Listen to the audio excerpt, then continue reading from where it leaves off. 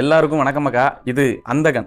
5-6 வருஷத்துக்கு முந்தி ஹிந்தியில பிளாக் பஸ்டர் ஆன அந்தாதுன் படத்தோட அபிஷியல் ரீமேக் தான் இந்த அந்தகன். நான் அப்பவே அந்தாதுன் படத்தையும் பார்த்துட்டேன். அதுக்கு பிறகு அதோட தெலுங்கு ரீமேக்கை வந்த மேஸ்ட்ரோ படத்தையும் பார்த்துட்டேன். ஆனா அதையும் தாண்டி இந்த அந்தகன் படத்தை நான் பார்த்ததுக்கு ஒரே காரணம் இந்த டாப் ஸ்டார் பிரசாந்தோட படம்.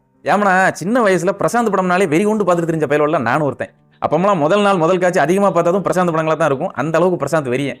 ஆனா ஒரு காலத்துல நம்ம தளபதியை விட கொடி கட்டி பிறந்த டாப் ஸ்டார் அவரோட கல்யாணத்துக்கு பிறகு நடிச்ச எந்த படமும் சரியா ஓடாததால பிளாப் ஸ்டாரா ஆனதெல்லாம் தனி கதை. சோ அந்த வரிசையில அந்த அந்தகனும் பிளாப் தான் அப்படின்னு நினைச்சவர் மூஞ்சில கரிய பூச மாதிரி நம்ம பிளாப் ஸ்டார் பழையபடிக்கு டாப் ஸ்டாரா கம்பேக் கொடுத்துருக்க படம் தான் இந்த அந்தகன்.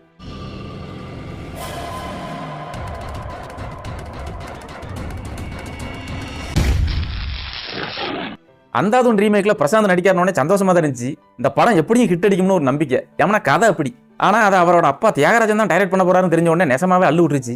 ஏன்னா இது வரைக்கும் ரீமேக்னு சொல்லி தியாகராஜன் கை வச்ச எந்த ஒரு படமும் உருப்பட்டதே கிடையாது. அத்தனையும் அட்டர் ஃபிளாப் தான். வரலாறு இப்படி இருக்கச்சுல பீதி வரது சகஜம் தானே.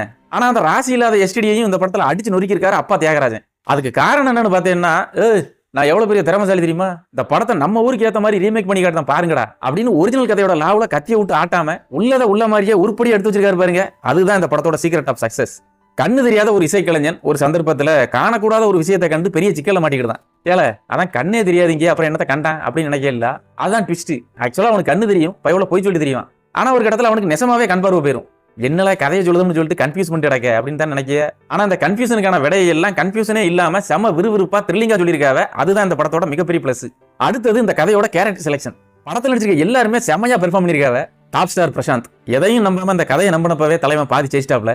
ஹீரோவா நடிச்ச படங்கள் சரியா ஓடாததால இடையில கொஞ்ச காலம் நம்ம காதல் விருச்சிகாந்த் மாதிரி அண்ணன் தம்பிகள் அமெரிக்கா மாப்பிள்ளைகள் அப்படிங்கிற மாதிரி கேரக்டர் ரோல் பண்ண கிளம்பிட்டாரு. அதுல குறிப்பா ஒரு தெலுங்கு படத்துல ராம் சரணோட அண்ணனா இவர் பொதுக்குன்னு ஒரு கேரக்டர் ரோல்ல வந்ததை பார்த்து எதையுமே வெடிச்சிட்டு. நல்ல வேளை அந்த படம் ஓடல. ஒருவேளை ஓடி இருந்தா இவரும் அண்ணன் தம்பிகள் அமெரிக்கா மாப்பிள்ளைகள் அப்படின்னு கண்டினியூ பண்ணி அவரும் ஜீரணிச்சு நம்மளையும் சாவடிச்சிருப்பாரு. ஆனா இந்த படத்துல 90ஸ்ல நம்ம பார்த்த அதே பழைய ஆனலகன் பிரசாந்தை திரும்பியும் பார்த்த மாதிரி இருந்துச்சு. அதுக்காண்டியே ஒரு ஸ்பெஷல் பொக்கே கொடுக்கலாம். பர்ஃபார்மன்ஸ்லயும் தலைவன் பின்னிட்டாப்ல. பிரசாந்துக்கு அடுத்து சொல்லணும்னா ரொம்ப நாள் கழிச்சு பார்த்தேன் ரசித்தேன்ல பார்த்த அதே சிம்ரனை அதே வில்லத்தனத்தோட இந்த படத்துலையும் பார்த்தேன் ரசித்தேன். அம்மணி உண்மையிலேயே பின்னிருக்கு. அப்புறம் நம்ம நவரச நாயகன் கார்த்திக் பார்த்தா சின்ன கேரக்டர் தான். ஆனா தலைவன் பெருசா ஸ்கோர் பண்ணிட்டு போயிட்டாரு. அவர் எங்க ஆளுடா அப்படின்னு சாதி பேரை சொல்லியே சினிமா ரசிகர்கள் சீரழிச்ச 2 ஹீரோக்கள். அப்படி சொல்றதை விட 2 காதல் இளவரசர்கள் யாருன்னா நம்ம நவரச நாயகன் கார்த்திக்கும் டாப் ஸ்டார் பிரசாந்தும் தான். என்ன அவரு 80ஸோட காதல் இளவரசன், இவரு 90ஸோட காதல் இளவரசன், அவ்வளவுதான். ஆனா கிட்டத்தட்ட ஃபீல்ட் அவுட் ஆன இந்த 2 பேரும் எந்த ஈகவும் இல்லாம சேர்ந்து நடிச்சு அந்த படம் ஹிட்டும் ஆகுது பாருங்க. அது ரொம்ப பெரிய விஷயம். முக்கியமா இந்த அமரம் படத்துல வந்த சந்திரனே சூரியனே நட்சத்திர நாயகனே அந்த பாட்டு ஒரு சீன்ல வரச்சில ஒட்டுமொத்த தியேட்டரே விசில் அடிக்கி. மற்றவங்களுக்கு எப்படியோ ஆனா தென் தமிழக ரசிகர்களுக்கு இது ரொம்ப முக்கியமான ஒரு சந்தோஷமான விஷயம். அப்புறம் சமுத்திரகனி, வனிதா, மனோபாலா, யோகி பாபுலாம் வழக்கமான கேரக்டர்ல தான் பண்ணிருக்காவ. ஆனா நல்லா இருக்கு. ஹீரோயின் பிரியானந்தும் கூட பெருசா குறை சொல்ல முடியாத அளவுக்கு நடிச்சிருக்கு. பாட்டுகளை விட சந்தோஷ் நாராயணனோட பேக்ரவுண்ட் ஸ்கோர் நல்லா இருக்கு. அது மாதிரி கேமரா ஒர்க்கும் நல்லா டீசெண்டா இருந்துச்சு.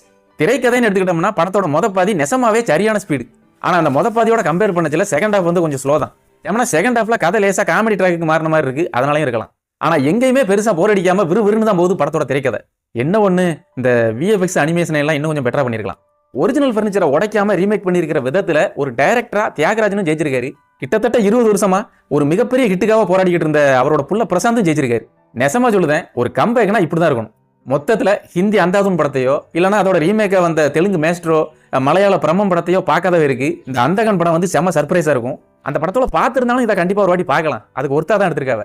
சுருக்கமா சொல்லணும்னா ரொம்ப வருஷமா ஒரு பெரிய பிரேக்கு காண்டி வழி மேல வெளி வச்சு காத்திருந்த பிரசாந்துக்கு இந்த ஆடி மாசத்துல வைகாசி பிறந்திருக்கு. இது இப்படியே கண்டினியூ ஆக வாழ்த்துக்கள். இந்த அந்தகன் படத்துக்கு நம்ம சேனல்ல கொடுக்கக்கூடிய ரேட்டிங் எவ்வளவுன்னு பார்த்தீங்கன்னா 10க்கு ஒரு 8 மார்க் தாராளமா கொடுக்கலாம். அதுக்கு ஒருத்தான படம் தான்.